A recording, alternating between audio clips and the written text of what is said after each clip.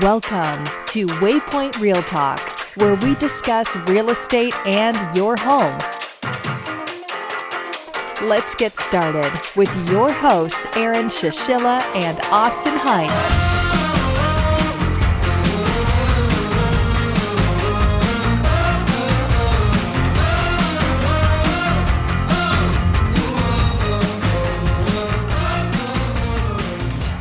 Everyone, and welcome to Waypoint Real Talk. My name is Aaron, and today we have an awesome podcast discussing HOA and CDD fees. Crystal is going to be here today to discuss that with us. So, Crystal, tell us a little bit about yourself and what we're going to be discussing today. I'm a real estate agent at Homeward Real Estate. I've been in the business for about 12 years, servicing the greater Tampa Bay area. And I love this topic. I'm so excited. We're going to talk about it today. A lot of people don't understand deed restrictions, homeowners associations, CDD fees, what all that means, how it affects them. And so that's something that I wanted to kind of get into and help people understand so that they can make an informed decision if they want to live in these communities that have these things, or if maybe that's not going to be right for them. Do you think a lot of people go into the mindset of HOAs are sucky because they restrict everything I can and cannot do? Absolutely. There's lots of negative connotations surrounded by the whole HOA issue. There's people making fun of them in memes and commercials, making fun of HOAs and all these things that we see now. A lot of times buyers will contact me during that initial call. They'll be talking about their criteria for a house and what they want. And a lot of times people will say, well, and I don't want an HOA and I don't want deed restrictions. And when I start to ask them why, they don't really have a great answer. I think it's just they've heard so many negative things. And then when I start to explain what it means to have an HOA and I talk about the pros and the cons, a lot of times, more often than not, they realize they do want to live in a community that has an HOA or deed restrictions. It's not right for everyone, so we'll get into that, but it definitely is something that a lot of people misunderstand. Right. Okay, so let's get into it. What is a deed restriction then? So that's the first place I wanted to start because it can be a little bit ambiguous, I think, sometimes. They are called deed restrictions or restrictive covenants. And what an actual deed restriction is basically when the developer initially develops a plot of land. With that initial deed, they can assign restrictions to it about what future property owners can and cannot do with that piece of land. So they say that deed restrictions run with the land, which basically means that if I am that initial person that sets up these deed restrictions, and it has a certain caveat, let's say like you can't build more than one house on this piece of land, then the next person and all the future owners down the line are restricted in that way because it runs with the land and it's on the deed as a deed restriction. So that's what a deed restriction is. It can affect what you're able to do with your land. It can impose rules on you. Now, the tricky thing about it, from my understanding, is that there isn't really an enforcing body to rule these deed restrictions and enforce them. So if you don't have a homeowners association and you just have a deed restriction, there isn't really anybody governing that and enforcing it. Normally, homeowners associations actually enforce those deed restrictions that were put into place. And that's one of their main functions, which we will get into a little bit later. But the deed restrictions, if they don't have an HOA tied into that to enforce it, they're not always enforceable anymore. But it might be good to just be aware of the piece of land that you're buying if it has deed restrictions when there is no HOA. In case somehow, some way, somebody tries to enforce them on you, you want to make sure you're okay with whatever it's saying. So that's kind of why I wanted to bring that up. We don't need to take a lot of time on it because the HOA is really your enforcing body that's going to put rules and restrictions in those neighborhoods. So that's going to be a more serious thing for buyers that they really need to look at because we know those are enforceable. Just regular deed restrictions without an HOA, the county has their own, or the city, depending on if you're city or county, they have their own code enforcement and regulations about what you can do per the city or county with a piece of land. And if the deed restriction goes above and beyond that, they don't really care to enforce that. It's not their responsibility. So you are always still subject to county and city codes, though. So some people think just because I don't have deed restrictions, I can do whatever I want. Well, you still need to check with the city and the county before you start doing whatever you want, because they have minimum setbacks a lot of times for if you're adding additional structures, or a lot of times certain counties will restrict how many things you can build on one piece of land. So just because you don't have deed restrictions or an HOA doesn't mean that you're free and clear in every possible way. You still want to check with the local code enforcement as well. Now, speaking on or moving forward, what is an HOA fee? So that way we could talk about the pros and cons of that. Yeah, absolutely. So when you purchase in a neighborhood with a homeowners association, there are, first of all, fees associated with that. Those fees can definitely range, but the big thing you need to know is that there are rules that homeowners association has established, and whatever deed restrictions that initial builder developer established for that neighborhood will be enforced by that homeowners association. That is, in most cases, their primary function. Now, they also do other things. They can maintain amenities if you have amenities in the neighborhood that you're in. So that's another function. But their main function is really to enforce the deed restrictions and the rules. So owners are going to be subject to that, and they definitely need to know that if they are purchasing in an HOA neighborhood. Right. Now, what's the cost of the HOA? So it can really vary. So you definitely want to look into that when you're purchasing in an HOA neighborhood.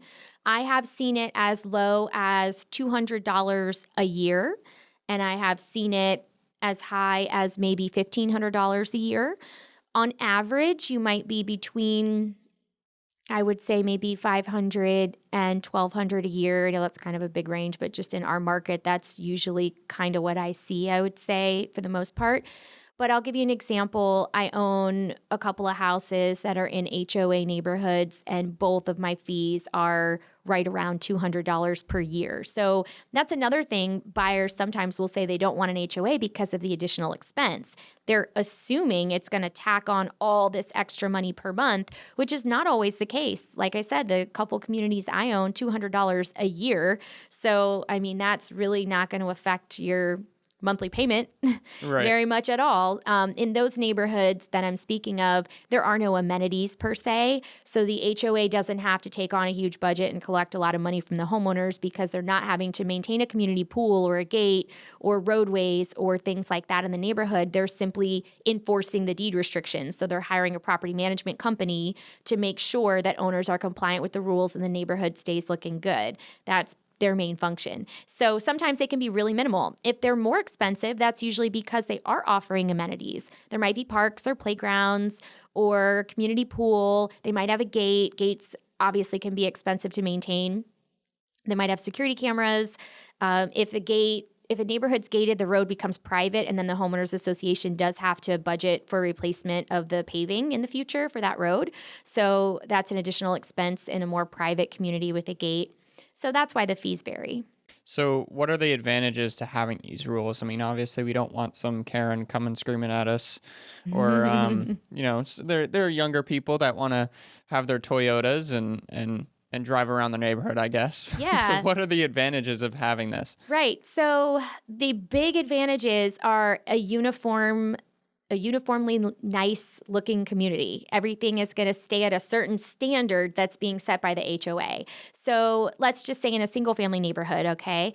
The HOAs, for the most part, that I've seen in our market are very similar in terms of rules and what you're allowed to do and not allowed to do.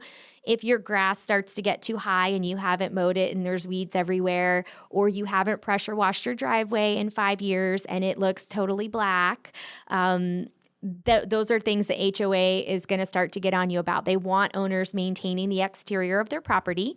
They also require any exterior changes have to be approved by the HOA. So you have to submit your request in writing. If you want to repaint your house and it's a new color, then you have to send them a sample of the color, get approval before you paint it. This is going to ensure that you don't have hot pink houses or strange colors that kind of don't look like the other ones in the neighborhood.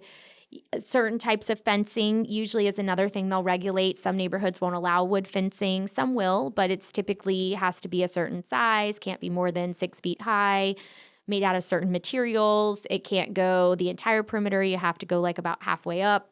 from the backyard, So things like that. what are the advantages then for everything looking so nice and the same? Yeah, property values for one. There's two advantages in my mind. One is obviously maintaining the values in the neighborhood. If the entire neighborhood's nice, it's typically going to keep your values really good. It's going to keep them going up. If you have a bunch of bad apples in the neighborhood and it's a hodgepodge, every other house, has a car on blocks and a boat in the driveway and grass 4 feet high, that can affect your property value.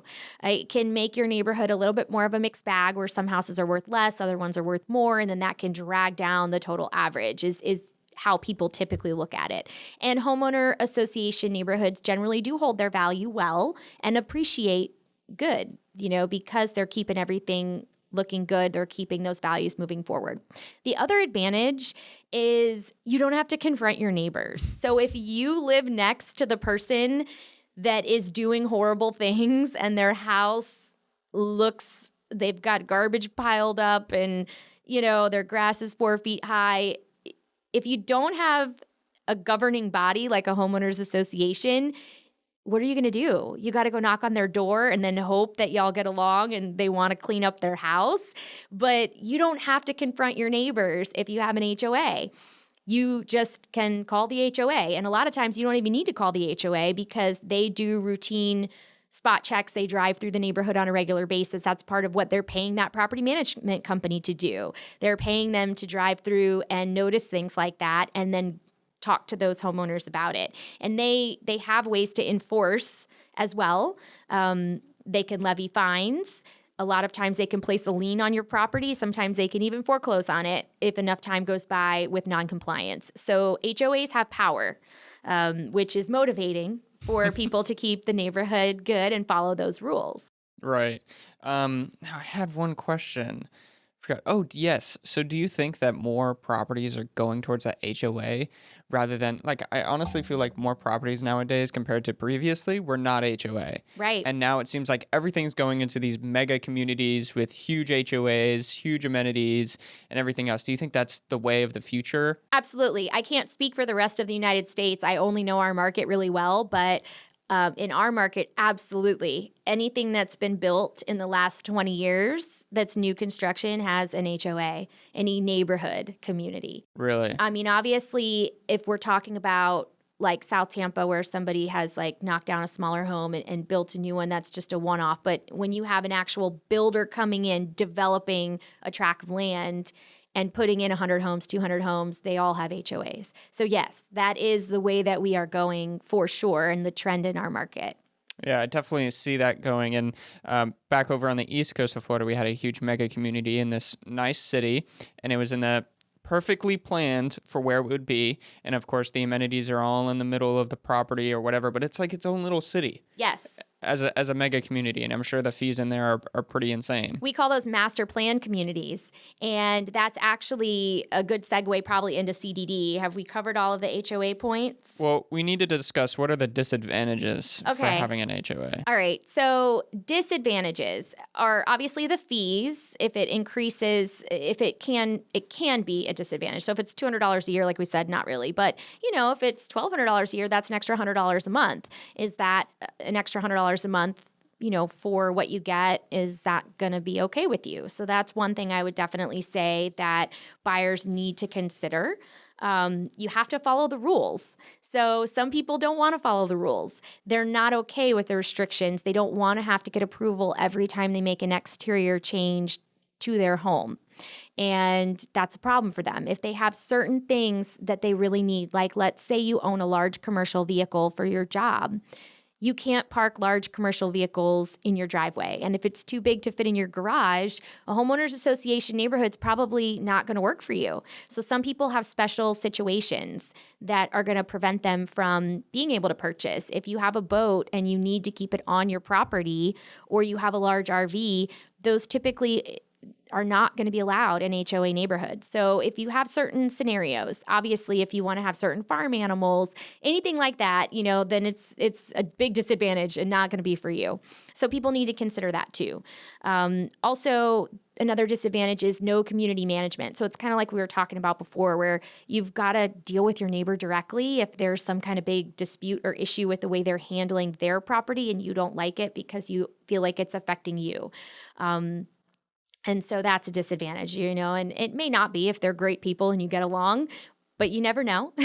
And if they're not, then it's kind of between you and them and you don't have anybody in between you helping you out. Right. Okay. So back into these master plan communities. Yeah. What other fees are involved with those? So large master plan communities, as we call them, are those ones like you were describing, where you might have 1,000 homes with lots of different little sections. An example would be West Chase. A lot of people know West Chase. Also Fishhawk Ranch or Lakewood Ranch or Seven Oaks up in Wesley Chapel.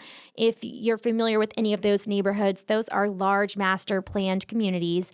They have homeowners associations, they have lots of amenities, and they also have CDD fees. So a lot of people wonder, like, what is the CDD fee? And then they also want to know, how do I know if I have it or not? And general rule of thumb is if the neighborhood is a little bit smaller with just a couple hundred homes, it's extremely rare you would have a CDD fee in a neighborhood like that. But in these larger ones, like I just mentioned, West Chase or Fishhawk or Seven Oaks, you're going to have CDD fees because those are very large communities. Some of them have their own zip code. Like you were saying, they're very self-contained. There was a lot of infrastructure that needed to happen when they were developing those pieces of land. So that is why there's a CDD.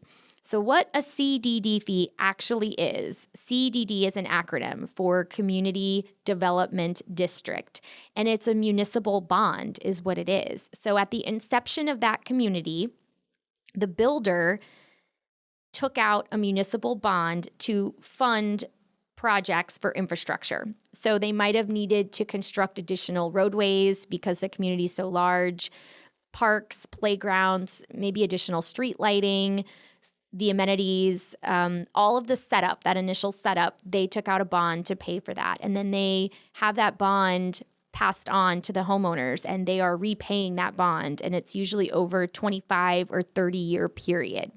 So that fee is essentially going to be in place for that amount of time while that bond is being paid off. So that's the reason for it. And that's why you usually only see it in larger communities. So there's two parts as well to the CDD fee. One is the repayment of the bond that we just discussed, and the other one is operations and maintenance. So it's split into two parts. Usually the larger amount of that part is going to be for the repayment of the bond, but a smaller part of it is going to be for operations and maintenance, which is going to be budgeting money for maintaining maybe like the parks or playgrounds or things that they might need that money for ongoing year after year to make small improvements or keep them maintained. So that part of the CDD fee will never go away. Even when the bond is repaid, you will still have an operations and maintenance portion, but it's pretty small usually. So if a CDD fee was $1,500 a year, the operations and maintenance portion might be $300 a year, just to give you kind of an idea of what we're talking about. Mm-hmm.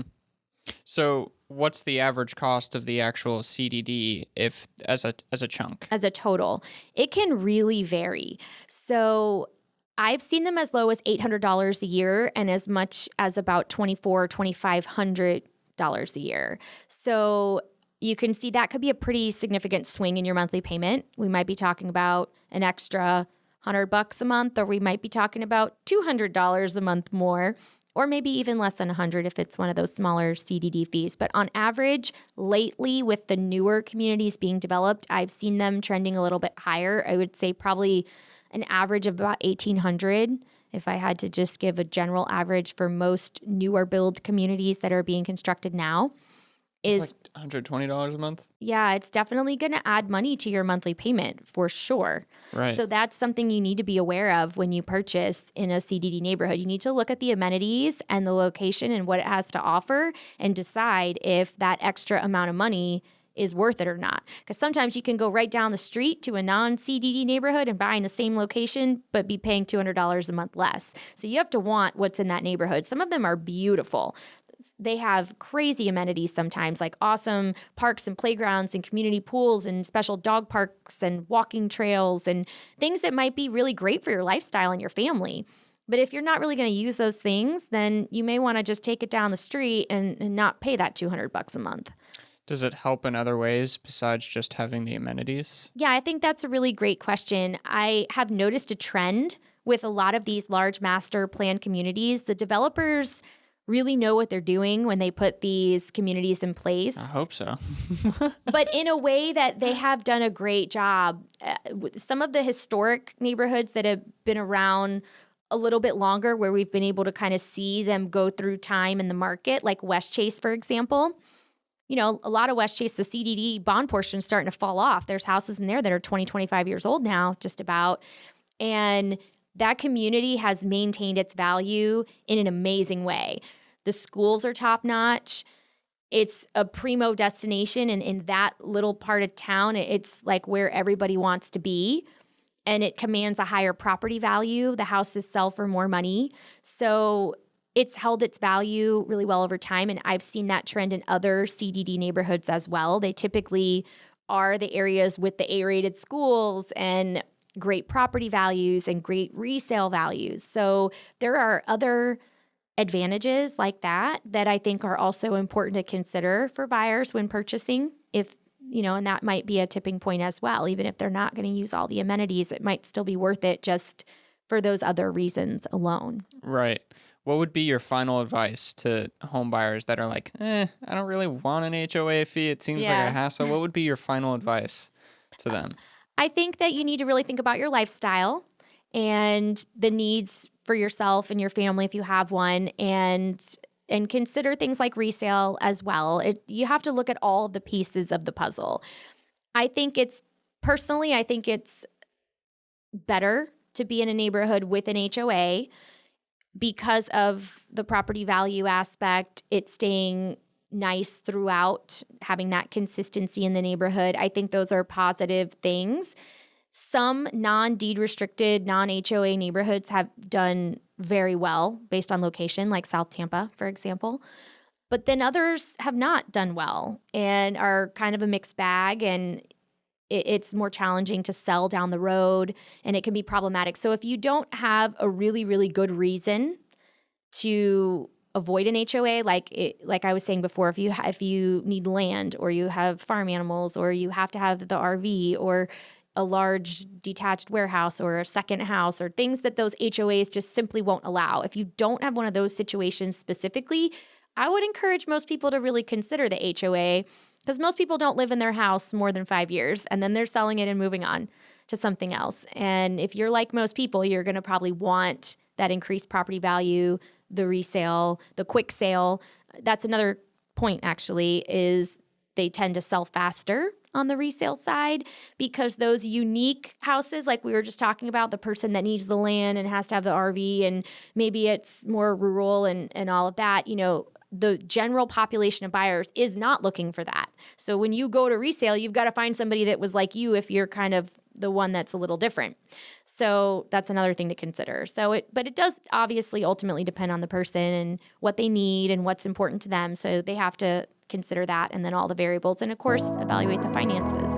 Awesome. I appreciate it, Crystal. If you haven't checked out Crystal Brady from Homeward Real Estate, you definitely should do so. I'll leave your information in the description below, wherever you're on podcast, the website, or YouTube. But thank you so much, everyone, for joining us. Thank you, Crystal. Thank you. Have a good one.